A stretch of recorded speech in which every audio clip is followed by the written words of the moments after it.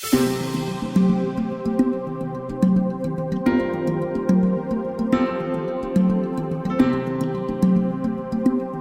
de Subirats, al Penedès.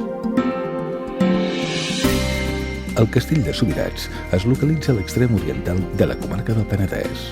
Subirats és el terme municipal de major extensió de tota la comarca i es troba entre els nuclis de Vilafranca del Penedès, a l'oest, i de Sant Sadurní d'Anoia, al nord.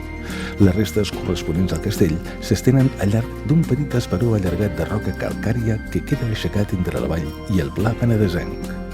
El conjunt s'alça a tocar de l'església de Sant Pere del Castell o Santuari de la Mare de Déu de la Fontsanta i s'hi accedeix des de la carretera BP 2427 de Sant Sadurní d'Anoia a Sant Pau de l'Hotel.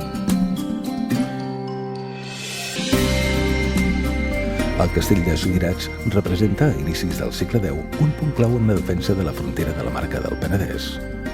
És la fortalesa cristiana més avançada en un territori sota l'amenaça musulmana constant. Però una vegada que la frontera enemiga retrocedeix al sud, el castell passarà a tenir unes altres funcions específiques d'acord amb les circumstàncies polítiques, econòmiques i socials vingudes amb els nous canvis. No hi ha dubte que el castell té un antigor que va més enllà dels 10 segles, car ja en data tan remota com és l'any 917 compareix la concessió feta al monestir de Sant Cugat del Vallès pels germans Ermenard i Udalard, fills del difunt Udalard.